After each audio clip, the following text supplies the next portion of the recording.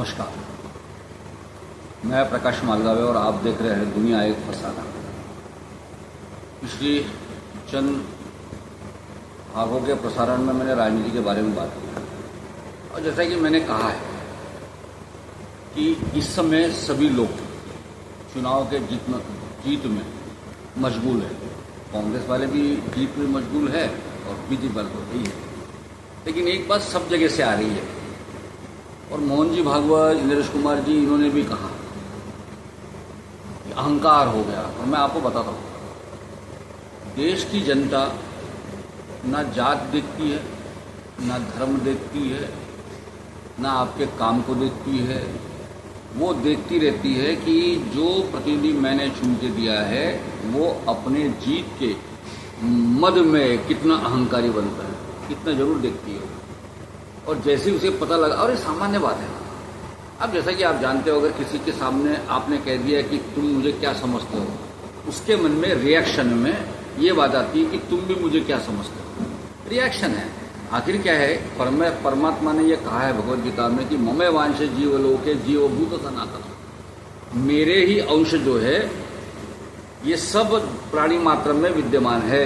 सब प्राणी मात्रों में मेरे अंश से मैं विद्यमान हूँ। मतलब मेरे अंदर में जो परमात्मा तत्व है वही अगर तुम्हारे मन में है तो मैं और तुम तो एक ही तत्व हुए ना। जैसे प्रतिबिंब आईने में होता है, वैसे हर व्यक्ति एक प्रतिबिंब के साथ जीता है। इसलिए प्रतिबिंब का है। अगर मैंने आपको प्यार से कहा क्यों सर, तो वो भी बोलेगा बोलिए सर। अगर आपने किया क्यों बे, तो वो भी चुब्बे बोल देगा।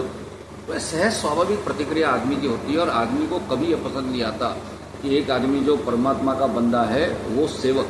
मोदी जी 2 बार तक सेवक बने रहे, प्रधान सेवक कहा उन्होंने, सरकार कहा उन्होंने, लेकिन तीसरे काल में उन्होंने ये कह दिया कि ये मोदी की गारंटी है। बस वहाँ लोगों को पसंद नहीं आया।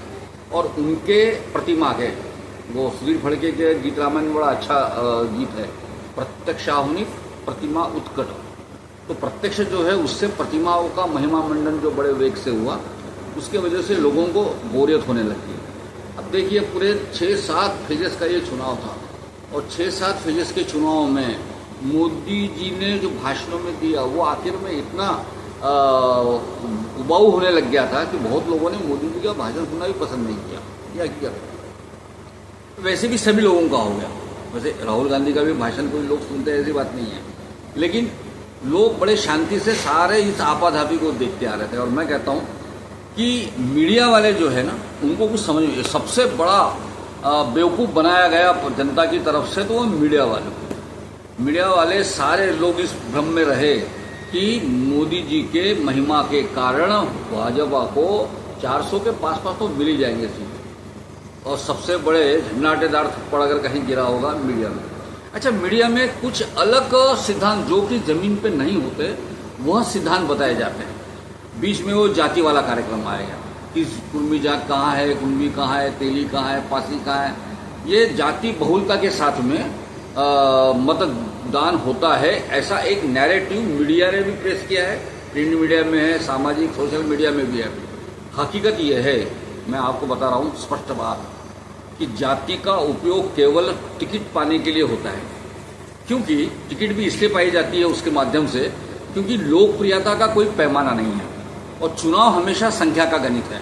इतने लाख वोट है, इतने करोड़ वोट है, इतने लाख वोट गिरे, इतने लाख इसको मिले, इतने लाख इसे मिले, इतने हजार से ये जीत के आया। मतलब होती है संख्या चुनाव में, लेकिन लोकप्रियता का और अपने कर्तृत्व का कोई पैमाना संख्या में नहीं गिन सकते। तो इसलिए चर्चा के लिए सबसे आसान माध्यम अगर कोई है तो वो माध्यम है जात। तो लोग भी अपने हिसाब से जाति का गणित लगाते। किसी ने जाति का, वो राहुल गांधी ने कहा कि जाति गणना कर लेना चाहिए, एक बार पता तो लगे कौन सी जाति के कितने लोग हैं, उसका प्रभाव क्या होता है। वैसे भी राहुल गांधी के इस आह्वान में सबसे बड़ी प्रॉब्लम तो उनको जाने वाली है। वो कहाँ वो दत्तात्रेय गोत्र बताते थे और कहाँ अभी अपने जाति का हिसाब बताएंगे। लेकिन ठीक है, उनकी बात मान लिया जाना चाहिए। लेकिन मैं आपको बताता हूँ, जाति का गणित कितना भी कर लो, मतदान जाति के आधार पर नहीं होता। ये एक स्थापित सत्य है जिसका मैंने अनुभव किया है।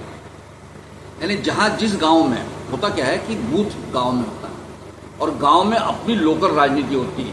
ग्राम पंचायत की राजनीति होती है, पंचायत की राजनीति होती है, जिला पंचायत की राजनीति होती है। इस राजनीति में जैसे जैसे हम लोग लोकसभा से नीचे स्तर के राजनीति में उतरते हैं, वहाँ वहाँ बहुत सारी बातें ऐसी विरल होते जाती है। आखिर में तो ऐसा होता है कि एक ही जात के लोगों का जो गांव है, एक ही जाति बहुलता का जो गांव है, उसमें भी वहाँ पे लोकल राजनीति के चक्कर में एक दूसरे के विरोध में एक ही जात के लोग रहते हैं। तो फिर कांग्रेस के साथ जुड़ते हैं कुछ लोग, बीजेपी के साथ जुड़ते हैं, कुछ लोग इधर जुड़ जाते हैं।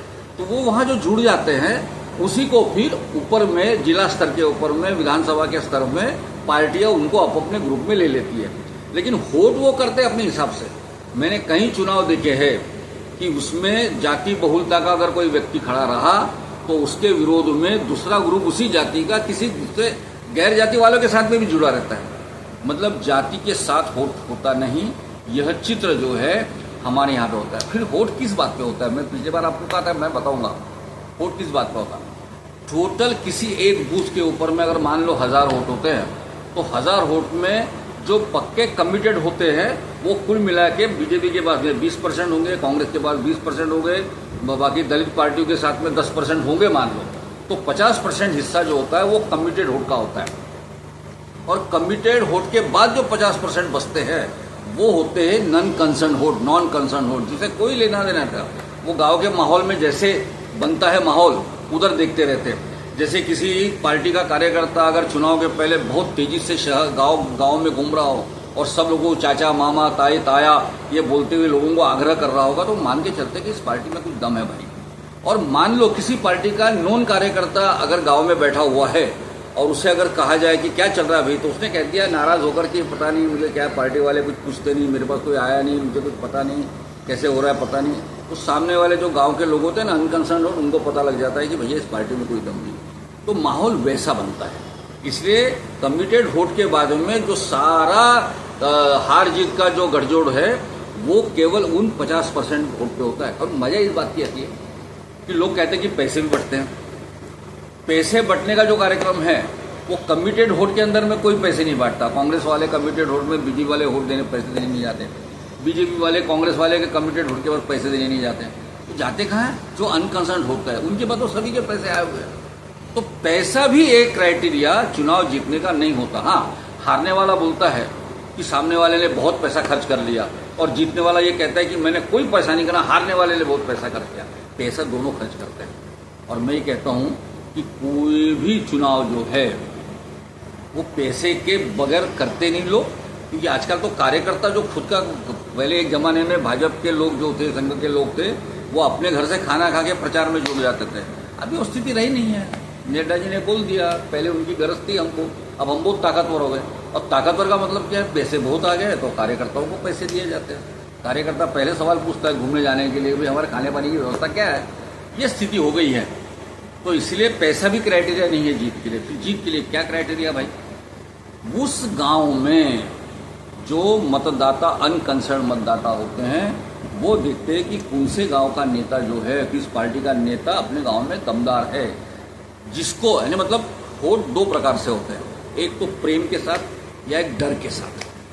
प्रेम के साथ कैसा होता है कि अगर इस आदमी को वोट दिया मैंने तो ये मेरा काम करेगा, ये एक प्रेम, उसके प्रति प्रेम जागृत होता है कि यार इसके साथ रहना चाहिए, अपना काम हम करता है, घर में आता है, बोलता है, अच्छी बात करता है, अपनी समस्याओं के साथ में जुड़ा रहता है।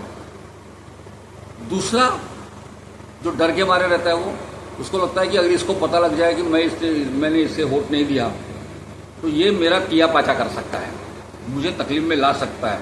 ये डर से भी उसके साथ जुड़ जाता है। तो कार्यकर्ताओं ने ध्यान रखना अपने गांव के अंदर में कि हमारे गांव में जो अनकंसर्न मैक्सिमम वोट है उनके साथ एक तो प्रेम से रहे या अपनी शक्ति को इतना बढ़ाए कि वो तुमसे थोड़ा सा मनी करते रहे। दो चीजें करो और इसके बाद वोट होते हैं। और ये ऐसे सामूहिक वोट, मैं तो अक्सर कहता हूं कि हर व्यक्ति, चुनाव परिणाम क्या होता है? चुनाव परिणाम होता है हर व्यक्ति के मन के भावों का सामूहिक प्रकटीकरण, यानी चुनाव का परिणाम है। तो ऐसा ये सामूहिक प्रकटीकरण जिसके पक्ष में ज्यादा गया वो चुन के आता है। तुम्हारी रैलियों का कोई मतलब नहीं। रैली में जाने वाले लोग को मैंने कल बताया था कि जितने पैसे दो उतने रैली के लोग आ जाते हैं, कि रैली में लोग जुटे करके लोकप्रियता का पैमाना नहीं हो सकता। पैमाना होता है गाँव में, तो आपका कार्यकर्ता कैसे काम करता है, किस ताकत से। इसलिए सब नेताओं को ये चुनाव ने सीख दी है कि भाई कार्यकर्ता जो है वही महत्वपूर्ण है। कार्यकर्ता गांव में सक्षमता के साथ में, सार्थकता के साथ में घूमेगा, वही आपको जिताएगा। शरीर, मन, बुद्धि, आत्मा, मैंने एक बार कहा था पिछले एक एपिसोड में कि शरीर यानी ये जो पंचायत समिति से लेके ग्राम पंचायत से लेके विधायक तक, सांसद तक चुनने वाले लोग होते हैं, वो शरीर के रूप में दिखाई देते हैं। संगठन का जो सिद्धांत होता है वो मन के रूप में होता जरूर लेकिन दिखता नहीं। बुद्धि का स्वरूप होता है कार्यकर्ता, जो पार्टी के जो कार्यक्रम होते हैं, सम्मेलन, परिषद, बैठक, रैली, ये सारे बुद्धि का है, क्योंकि ये प्रगटीकरण होता है। बुद्धि होती है, दिखती नहीं, लेकिन उसका प्रगटीकरण होता है। लेकिन ये सब सारी चीज़ें जो है शरीर, मन, बुद्धि, ये जिसके आश्रय से रहती है वो रहता है आत्मा। उसी तरह से पूरे राजनीतिक पार्टियों का जो प्रतिनिधि है, जनप्रतिनिधि और सिद्धांत और उसके कार्यक्रम, ये जिसके आश्रय से रहते हैं वो होता है कार्यकर्ता आत्म तत्व के रूप में। लेकिन कलयुग आया है, तो कलयुग में हुआ ये है कि शरीर का ज़्यादा लाड़ करने लगे हम लोग, वैसे नेताओं का ज़्यादा लाड़ करते हैं हम लोग। लेकिन जो आत्म तत्व के रूप में कार्यकर्ता है उसका विस्मरण सब नेताओं को होते जा रहा है। ये चुनाव इस गलती को बताने का सबसे बड़ा प्रयास हो गया है। इसको अब जितने लोग समझेंगे, ना समझे तो फिर शक्कर के बजाय गुड़ खाएंगे, चलेगा। तो इसलिए हम सिर्फ इतना कह सकते कि भाई इसको समझो और उसके हिसाब से रहो। इसके साथ मैं आज का मेरा जो वक्तव्य है समाप्त करता हूँ।